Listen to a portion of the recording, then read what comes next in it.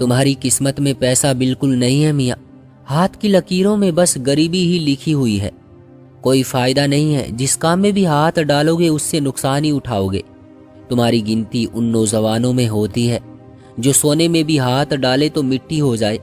मैंने अपना हाथ उस पमिश्त के हाथ से खींचा था, एक तीखी नज़र उस पर डाली, जेब में पड़ा आखिरी 100 का नोट निकालकर उसके हाथ पर फेंका और खड़ा हो गया। अपनी बदकिस्मती का अंदाज़ा तो मुझे पिछले 1 साल से हो गया था। पिछले 1 साल से मैं नौकरी के लिए जूतियां घसीट रहा था, लेकिन मुझे नौकरी नहीं मिल रही थी। घर पहुंचा तो मेरी माँ मुझसे नौकरी के बारे में पूछने लगी। मैं चिढ़कर बिना जवाब दिए ही अपने कमरे में चला गया। 1 साल से मेरी माँ बस मेरी नौकरी मिल जाने के इंतजार में थी।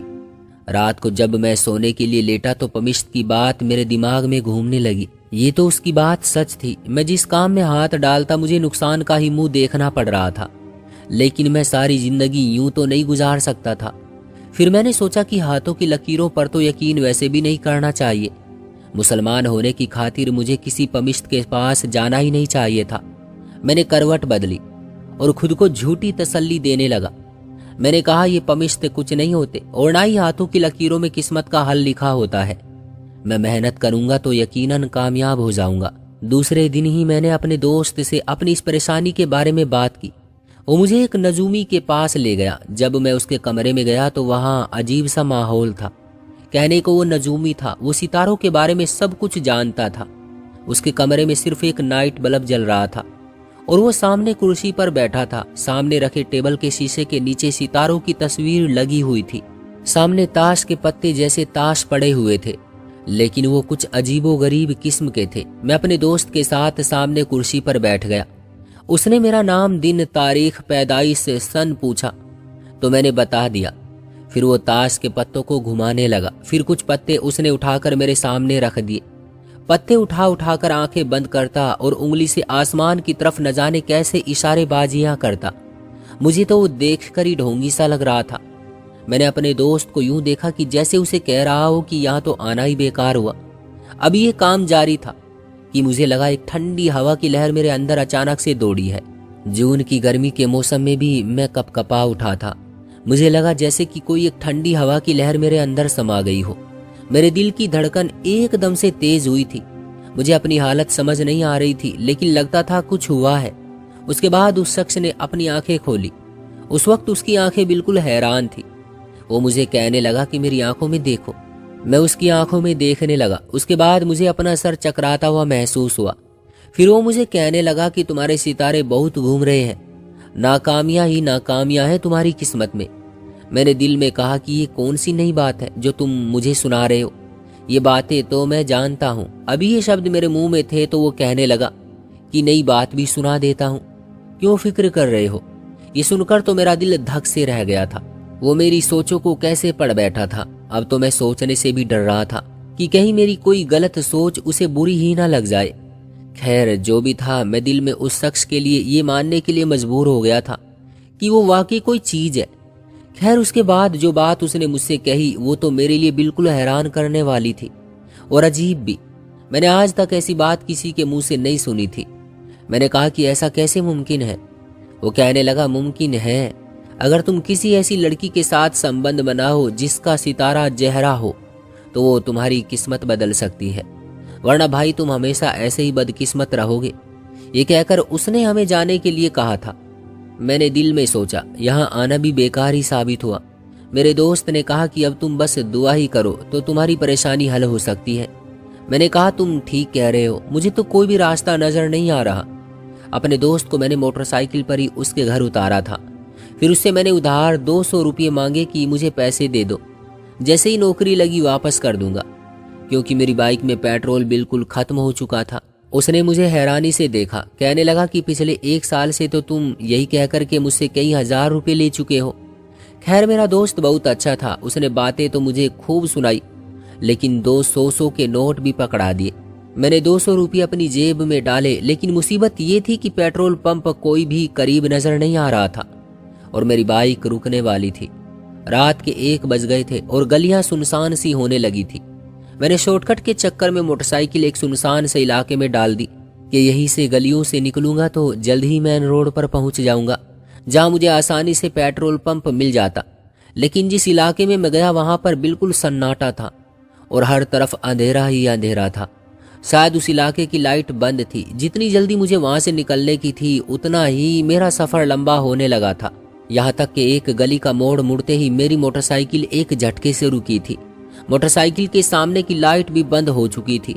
मैंने कहा, लो भाई, हो गया सत्यानाश, पेट्रोल खत्म हो चुका था। अब मैं ये सोच रहा था कि मैं कैसे मोटरसाइकिल को घसीटते हुए बाहर मेन रोड तक पहुंचूंगा। जब मैंने दाएं बाएं देखा तो मेरा दिमाग चकरा कर रह गया था। बहुत सारी गलियां मुझे दिखाई देने लगी थी। मैं समझ नहीं पा रहा था कि कौन सा रास्ता चुनने पर मैं जल्द रोड तक पहुंच जाऊंगा। शॉर्टकट के चक्कर में न जाने मैं कहां आ चुका था। उस वक्त गलियां मुझे भूल भुलैया सी लगने लगी थी। फैसला ही नहीं कर पा रहा था कि कहां से जाऊं। फिर मैंने अल्लाह का नाम लिया और एक गली में मोटरसाइकिल को घसीट कर ले जाना शुरू कर दिया। गली बहुत सुनसान थी, अंधेरी रात थी और चांद की भी आखिरी तारीख चल रही थी। आसमान भी रोशन नहीं था। जहां से मैं गुजर रहा था वहां पर मुझे कोई भी इंसान नजर नहीं आ रहा था। तकरीबन 15 मिनट तक गलियों में अपनी बाइक को लेकर घसीटता रहा। अचानक मुझे सामने एक लड़की नजर आई जो अकेली परेशान खड़ी थी। उसने काले रंग की चादर ओढ़ रखी थी और उस काले रंग की चादर में उसका सफेद दूधिया रंग साफ दिख रहा था। उस सुनसान गली में एक लड़की का खड़े होने का मकसद एक ही था कि वो रात के इस पहर शायद अपना कोई ग्राहक ढूंढ रही थी। इससे पहले कि वो लड़की मुझे देखकर मेरे पीछे पड़ जाती, मैंने उसे नजरअंदाज करते हुए आगे बढ़ने की सोची थी।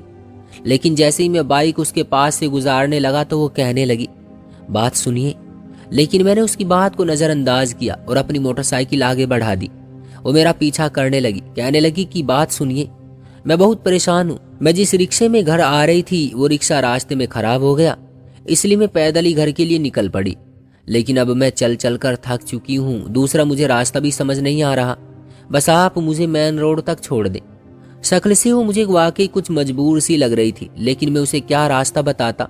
मैं तो खुद भूल चुका था कि मैं कहाँ आकर फंस गया हूँ। मैंने कहा कि देखिए, मेरी मोटरसाइकिल खराब है और मैं खुद भी रास्ता भूल चुका हूँ। मैं कैसे आपकी मदद कर सकता हूँ? कहने लगी कि कोशिश करें, शायद आपकी मोटरसाइकिल स्टार्ट हो जाए। बस आप मुझे मेन रोड तक छोड़ दें। मैंने उसे बहुत बार कहा कि इसमें पेट्रोल खत्म हो चुका है, ये अब नहीं चलेगी, लेकिन वो जिद पर अड़ी खड़ी थी। मैं तंग आकर मोटरसाइकिल पर बैठा और कहा कि ठीक है, मैं स्टार्ट करता हूँ। आप खुद देख लीजिए, ये कब से स्टार्ट नहीं हो रही है। इसका पेट्रोल बिल्कुल खत्म है। जैसे ही मैंने ये कहकर मोटरसाइकिल को एक ही बार में किक मारी तो वो स्टार्ट हो गई। ये देखकर मुझे हैरत हुई थी और कुछ मुझे उस लड़की के सामने शर्मिंदा भी होना पड़ा था। वो तो यही समझ रही होगी कि मैं जानबूझकर उसको ना बैठाने के लिए कह रहा हूँ। लेकिन उससे पहले कि मैं उसे इस बात की सफाई देता, वो फौरन मेरी बाइक के पीछे बैठ गई और कहने लगी, जल्दी चलो, बस मुझे मेन रोड तक छोड़ दीजिए, आपकी बड़ी मेहरबानी होगी। मेरे घर वाले बहुत परेशान हो रहे होंगे। रात का 1 बज गया है। मोटरसाइकिल तो स्टार्ट हो गई थी, इसलिए मैंने बिना वक्त बर्बाद किए इधर उधर गलियों में चक्कर लगाने शुरू कर दिए। लेकिन जैसे ही मैंने 3 गलियों को क्रॉस किया, सामने दूर मेन रोड नजर आ गया। हालांकि मैं कई बार अपनी बाइक पर पहले भी वहां से घूम चुका था, लेकिन मेन रोड मुझे मिल नहीं रहा था। वो लड़की कहने लगी, उफ, मेन रोड यहाँ था। मैं कब से गलियों में घूम फिर रही हूँ। उसकी बात ने भी मुझे हैरान कर दिया था कि वो भी परेशान थी। खैर, वो कहने लगी कि यहाँ तो मुझे कोई भी रिक्शा नजर नहीं आ रहा, मेहरबानी करके आप मुझे भी घर तक छोड़ दें। मैंने कहा ठीक है, मैं आपको आपके घर तक छोड़ देता हूँ। लेकिन मैं नहीं जानता था कुछ देर बाद मेरे सामने जो राज खुलेगा वो मेरी अक्ल को हैरान करके रख देगा। मैं जैसे ही पेट्रोल पंप पर पहुंचा और कहा कि इसमें 200 का पेट्रोल डाल दो। पेट्रोल पंप जैसे ही मैंने टंकी खोली तो वो कहने लगा, टंकी तो फुल है। ये सुनकर मेरा दिमाग काम करना छोड़ गया था। ये कैसे मुमकिन था? मैंने टंकी वैसे ही बंद की और 200 का नोट दोबारा जेब में डाला और बाइक चला दी। वो लड़की जहां जहां मुझे बताती रही, मैं चलता रहा। बहुत अजीब सा इलाका था, वीरान सा, सुनसान भी था। एक घर के सामने उसने मोटरसाइकिल खड़ी करवाई और कहने लगी, बहुत बहुत शुक्रिया।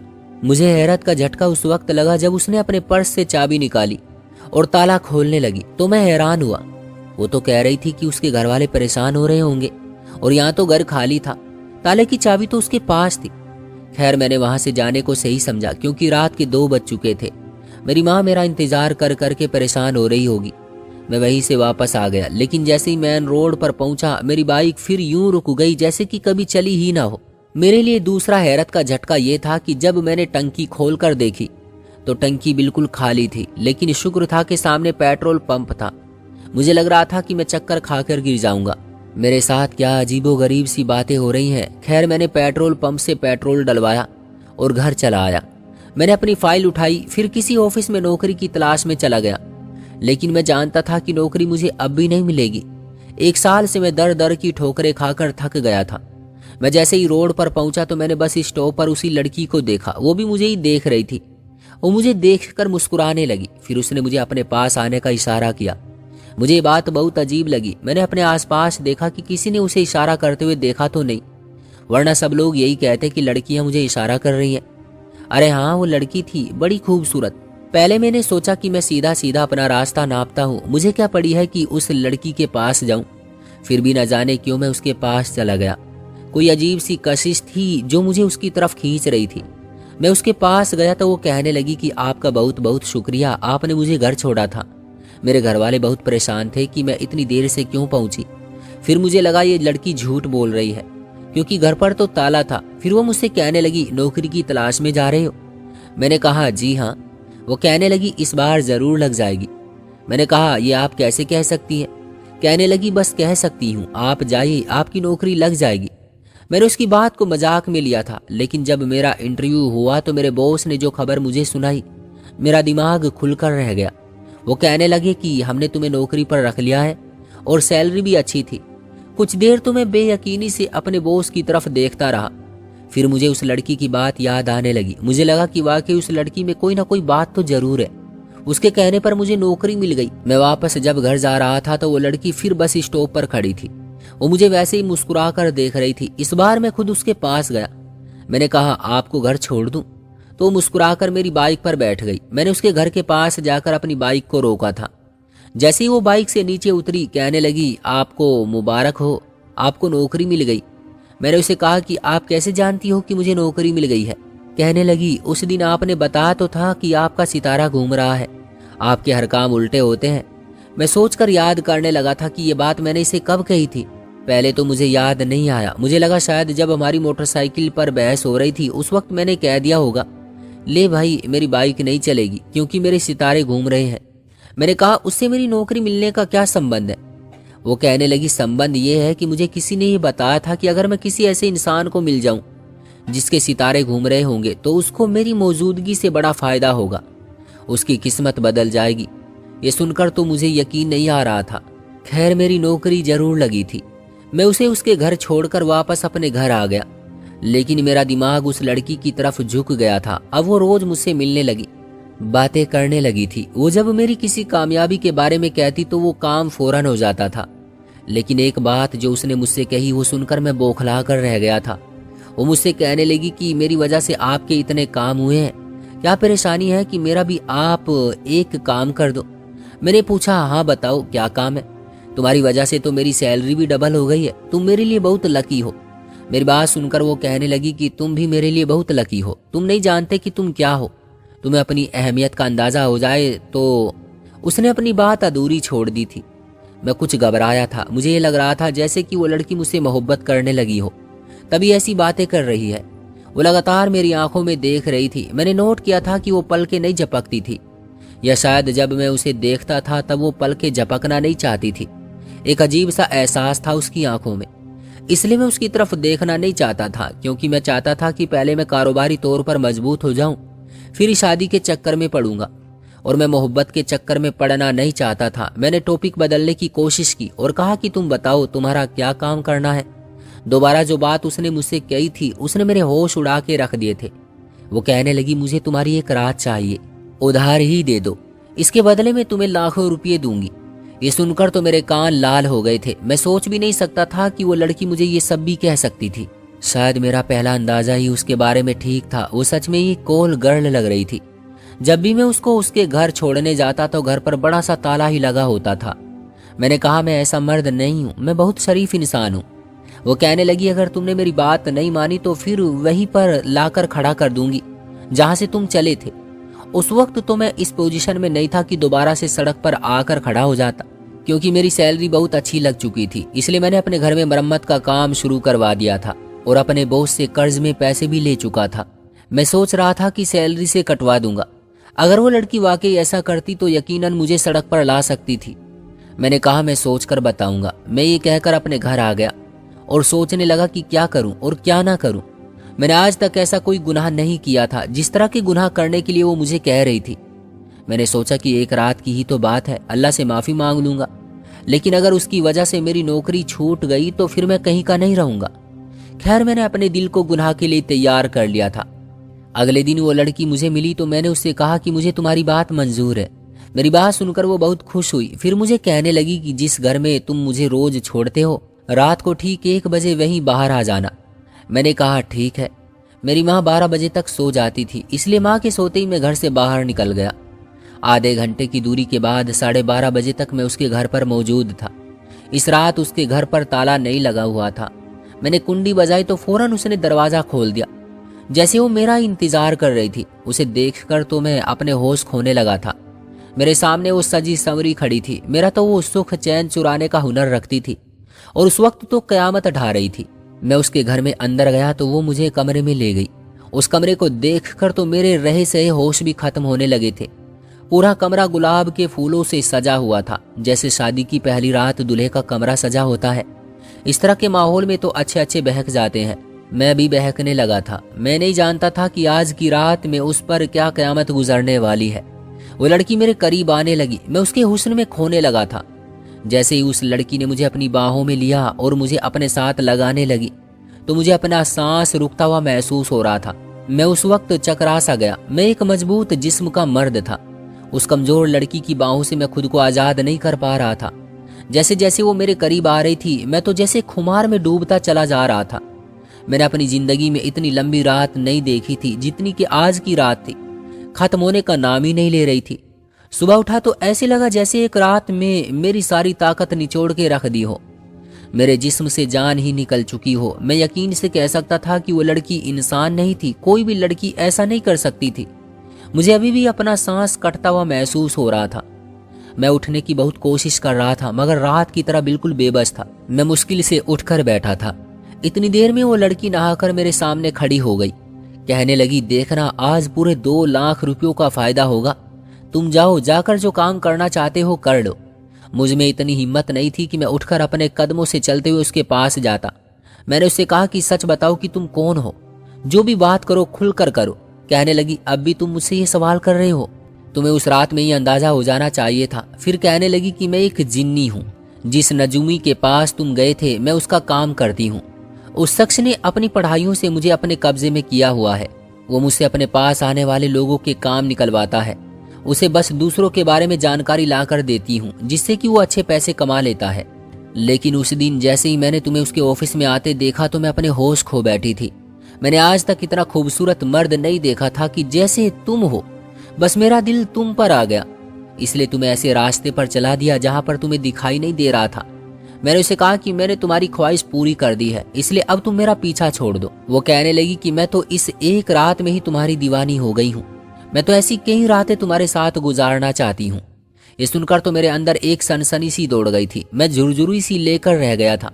मैं उस दिन जिन लड़की के साथ एक पल भी गुजारना नहीं चाहता था। मैंने उसे कहा कि मेरा पीछा छोड़ दो, मैं तुम्हारे साथ अब और वक्त नहीं गुजार सकता। लेकिन वो कहने लगी कि मैं तुम पर आशिक हो चुकी हूँ, तुम्हें कभी भी नहीं छोड़ सकती। इसके बाद तो जैसे मैं उसके काबू में हो गया था। वो मुझे अपना जबरदस्ती बंदी बना चुकी थी। जब उसकी ख्वाहिश होती, न जाने वो क्या मुझ पर करती कि मैं बेचैन सा होकर रात के पहर अपनी मोटरसाइकिल स्टार्ट करता और उसके घर पहुंच जाता। वो जब दरवाजा खोलती तो तैयार होती, जैसे वो जानती थी कि मैं जरूर आऊंगा, और मैं किसी कठपुतली की तरह उसके पीछे पीछे आने लगता, जैसे कि पतंग की डोर उस लड़की के हाथ में हो। मेरी रंगत पीली पड़ने लगी थी, मेरी सेहत खराब होने लगी थी, मगर उसके बावजूद वो जब भी मुझे बुलाती मैं दौड़ा चला आता था। मैंने बहुत कोशिश की कि मैं खुद को उसके कब्जे से निकाल सकूं, मगर हर बार ही बेबस हो जाया करता था। वो मुझ पर ऐसा जादू कर देती कि मैं तो सब कुछ ही भूल भाल जाता था। ऐसे लगता था जैसे दुनिया में उसके सिवा कोई और मौजूद ही ना हो। ये जानते हुए भी कि वो जिन्न है, मैं उसकी तरफ खींचा चला जा रहा था। मेरी खराब हालत देखकर तो माँ भी परेशान होने लगी थी। कहने लगी कि बेटा तुम दिन ब दिन बहुत कमजोर होते जा रहे हो। रंग भी पीला पड़ता जा रहा है। वक्त पर खाते क्यों नहीं? ऊपर से तुम्हारी ये रात की ड्यूटी, जब से तुमने रात को भी काम करना शुरू कर दिया है तुम्हारी हालत तो और भी खराब होती चली जा रही है। बेहतर है कि इतना काम मत करो। ऊपर वाला हमें जितना दे रहा है उतना ही काफ़ी है। मैं उसी में खुश हूँ। कम से कम तुम्हारी तबीयत तो नहीं खराब होगी। माए की सांस में शुरू हो जाया करती और मेरे बालों में हाथ फेरकर मुझे सलाह देने लगती, अपना ख्याल रखने को कहती। मगर अब मैं उन्हें क्या बताता कि उनके बेटे पर तो एक जिन्नी का साया हो चुका है जो किसी तरह भी मेरा पीछा नहीं छोड़ रही। आखिर फिर मैंने 5 वक्त की नमाज और कुरान की तिलावत करना शुरू कर दी। मैंने आयतल कुर्सी का ताबीज अपने कांधे पर बांध लिया। मैं जानता था कि इससे जिन शैतान दूर रहते हैं। हो सकता है कि वो जिन लड़की भी ऐसे मुझसे दूर हो जाए। हर हफ्ते में 2 बार वो जरूर मुझे अपने पास बुलाती थी। अगर मैं ना जाता तो वही बस स्टॉप पर मुझे खड़ी मिलती और फिर मैं जैसे उसके पीछे दीवानों की तरह चला जाता। जब से मैंने ताबीज बांधा था मुझे दोबारा वो नजर नहीं आई थी। मैंने शुक्र का सांस लिया था कि अब मेरी जान उससे छूट जाएगी। उन्हीं दिनों मेरी माँ मेरे लिए रिश्ता देखने लगी और कहने लगी कि अब तो तुम्हारी नौकरी भी लग चुकी है और तुम काम भी अच्छा करने लगे हो। घर भी हमारा अच्छा सेट हो चुका है, अब तुम्हारी शादी कर देनी चाहिए। वो मेरे लिए लड़कियां देखने लगी। जो लड़कियां उन्हें पसंद आती वो उसकी तस्वीर मुझे दिखाती कि बताओ बेटा, इनमें से कौन सी लड़की को तुम अपनी बीवी बनाना चाहोगे। मैं तो जैसे उस जिन लड़की को पूरी तरह से भूल ही चुका था। हर खूबसूरत लड़की एक से बढ़कर एक थी, मगर उसके बावजूद जो बात उस जिन लड़की में थी वो उनमें नहीं थी। खैर, मैंने एक लड़की को पसंद किया और अगले दिन मैं और माँ उसके घर रिश्ता लेकर चले गए। जैसे ही वो लड़की को बाहर लेकर आए तो वो लड़की मुझे देखकर चीखने चिल्लाने लगी। डर के मारे वो फर्श पर गिर गई और भागकर अपने कमरे में चली गई। कहने लगी कि मैं ऐसे डरावने इंसान के साथ बिल्कुल भी शादी नहीं करूंगी। देखते ही देखते वो लड़की तड़पने लगी थी। शायद उसे मिर्गी का दौरा पड़ गया था। मेरी माँ ने देखा तो फौरन वहां से उठ गई। कहने लगी कि ये लड़की तो बीमार है, इसे तो मिर्गी के दौरे पड़ते हैं। मैं ऐसी लड़की को हरगिज अपनी बहू नहीं बनाऊंगी। अच्छा खासा शोर शराबा शुरू हो चुका था, मगर मैं और अम्मी वहां से निकल आए थे। ये बात बहुत ही अजीब थी, मगर खैर हम इसके बाद 2-3 रिश्ते और देखने के लिए गए। मगर अगले ही दिन वो लड़की या तो मरी हुई मिलती या फिर कोमा में चली जाती। अब तो लोग कहने लगे थे कि तुम्हारा तो बेटा ही मनहूस है, जिस घर में जाता है परेशानी खड़ी कर देता है। और ये बात रिश्ते वाली आंटी ने पूरे मोहल्ले में फैलाई थी। आखिर वो उसी मोहल्ले की थी और हर एक से जान पहचान रखती थी। मेरी माँ तो सर पकड़कर बैठ चुकी थी। कहने लगी कि न जाने तुम्हारे घूमते सितारे कब सीधे होंगे। पहले तो तुम्हें नौकरी नहीं मिल रही थी, अब नौकरी मिली है, घर में पैसे आ रहे हैं, मगर अब तुम्हारे लिए कोई लड़की नहीं मिल रही है। जहां भी जाओ तो अलग ही मुसीबत खड़ी हो जाती है। ये तो बात मेरे लिए बहुत चिंता वाली थी। उस दिन जब मैं नहाने के लिए वॉशरूम गया तो यूं ही बेध्यानी में कांधे से ताबीज उतार दिया। नहाकर जैसे ही बाहर निकला तो एक बार फिर मुझे बेचैनी सी महसूस होने लगी। मुझे उस लड़की के साथ बिताया हुआ वक्त एकदम से याद आने लगा। दिल चाहा कि बस उठकर उसके पास पहुंच जाऊं। बार बार उसकी आवाज़ मेरे कानों में गूंज रही थी।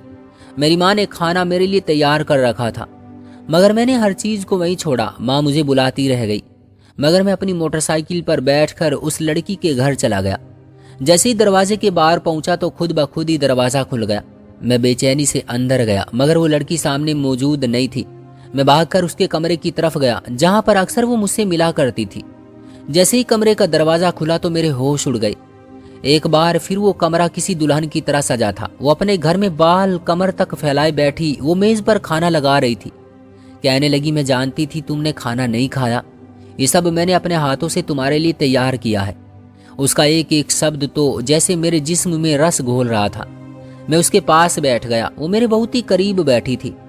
मुझे देखकर वो कहने लगी, जानती हूँ कि तुम भूखे हो, खाना नहीं खाकर आए हो, इसलिए मैंने तुम्हारे लिए ये खास दावत की है। वो खाना और उसकी इतनी अच्छी खुशबू सूंघ कर तो जैसे मैं अपनी भूख नहीं रोक पा रहा था। मैं वो लजीज खाना खाने लगा। वो सच में ही मुझे बहुत अच्छा लग रहा था। ऐसे पकवान थे जो आज से पहले मैंने खाए ही नहीं थे। मुझे तो पता ही नहीं था कि जिन इतने मज़े के खाने भी खाते हैं। मैं अभी खाना खाने में यूं ही मग्न था कि जब मुझे ईशा की अजान की आवाज़ सुनाई दी। अजान का होना था कि एक पल को मेरा जिस्म किसी ने झिंझोड़ कर रख दिया था। मैंने जैसे ही अपने हाथ में पकड़े हुए निवाले पर नज़र डाली तो वो निवाला मेरे हाथ से छूट कर गिर गया, क्योंकि उस निवाले पर चिकन की बोटी नहीं बल्कि कीड़े रेंग रहे थे। जैसे ही मेरी नज़र सामने पड़ी रोटी और खाने पर गई तो मुझे उबकाई आने लगी। वहां पर तो कच्चा गोश्त पड़ा था, हर तरफ कीड़े रेंग रहे थे और इस कदर बदबूदार खाना था कि मैं सोच भी नहीं सकता था। ऐसे लगता था जैसे कचरे से सब कुछ उठाकर लाया गया हो। मैं उबकाइयाँ लेते हुए वहां से उठ खड़ा हुआ तो वह हड़बड़ाकर मुझे देखने लगा। उसने फौरन मेरे पास आना चाहा, मगर मैंने उसे खुद से दूर कर दिया। जैसे ही मेरी उसके चेहरे पर नजर पड़ी तो मैं तो जैसे हैरान ही रह गया था, क्योंकि वो तो बहुत ही बदसूरत सी औरत थी। चेहरे पर झुर्रियां थी और इतने मोटे मोटे दाने थे कि उसकी आंखें नजर ही नहीं आ रही थी।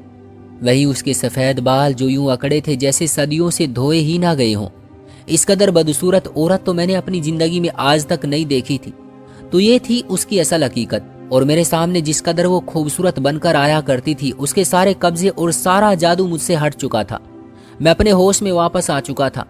मैंने हैरत से उस पर नजर डाली और थूकता हुआ उस घर से बाहर निकल आया।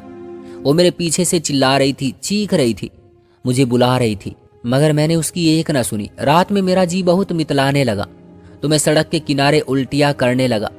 आखिर में ये सब कुछ कैसे खा सकता था? ये तो सिर्फ और सिर्फ नजर का धोखा था, हकीकत से उसका कोई संबंध नहीं था। वो तो बहुत ही बदसूरत और गंदी चीजें खाने वाली थी। मैं घर वापस आया तो मेरी खराब हालत देखकर मेरी माँ भी परेशान हो गई। मैं तो बिल्कुल ही ठंडा पड़ चुका था। मैं माँ को उखड़ती हुई सांस से कुछ कुछ बताने की कोशिश कर रहा था, मगर वो एकदम से समझ गई। उन्होंने फौरन मेरे लबों पर उंगली रख दी और मुझ पर कुरान पाक की आयत पढ़कर दम करने लगी। कहने लगी कि फिक्र मत करो, सब कुछ ठीक हो जाएगा। मैं तो बहुत पहले से ही पता कर चुकी थी कि कुछ तो है जो बहुत बुरा हो रहा है। उन्होंने मुझ पर कुरान की आयत पढ़कर दम किया, फिर मुझ पर दम किए हुए पानी का छिड़काव किया। मैं तो जैसे थकान से नींद की आगोश में जा चुका था। जब आँख खुली तो कमरे में मुझे कुरान पढ़ने की आवाज़ सुनाई दी। वहाँ पर एक मौलवी साहब मौजूद थे जो कि रूहानी इलाज भी जानते थे। वो मेरी अम्मी को कुछ ताबीज़ देकर बोले कि ये रोज़ पानी में घोल कर पिलाएं, 5 वक्त का नमाजी बनाए तो फिर बहुत जल्द ये उसके कब्जे से बाहर आ जाएगा। मैं जब होश में आया तो मेरी माँ मुझसे सारी बातें पूछने लगी। मेरी आंखों में तो आंसू आ चुके थे। मैं शर्मिंदा था। मैं अपनी माँ को सब कुछ बताने लगा, जिसे सुनकर वो भी परेशान हो गई। उनकी आंखों में भी आंसू थे। आखिर मैं ही तो इकलौता उनका सहारा था। 1 हफ्ते तक मैं घर ही रहा था। दोबारा मेरे सपनों में भी कोई जिन्न लड़की नहीं आई थी। हाँ, लेकिन मुझे ये डर था कि कहीं मेरी नौकरी ही ना छूट जाए। आखिर ये सब कुछ उसकी वजह से ही तो मिला था मुझे। अगर वो चली गई तो मेरा ये सब कुछ चला जाएगा। मगर मुझे दर दर की ठोकरें खाना मंजूर थी, बार बार ये गुनाह करना मंजूर नहीं था। 1 हफ्ते बाद ही मुझे अपनी हालत पहले से बेहतर महसूस होने लगी थी। मैं हल्का फुल्का महसूस करने लगा था। कुरान की रोजाना तिलावत तो जैसे अब मेरा मामूल ही बन चुकी है। उसके बाद दोबारा मुझे वो जिन्न लड़की कहीं भी नजर न आई। मेरी शादी अच्छे घराने में हो गई और मैं अब अपनी बीवी बच्चों के साथ बहुत खुश हूँ। दोस्तों, आपका क्या कहना है इस कहानी के बारे में? कमेंट बॉक्स में हमें जरूर बताइएगा। वीडियो को लाइक और चैनल को सब्सक्राइब कर लीजिएगा ताकि आने वाली वीडियो आपको तुरंत मिले।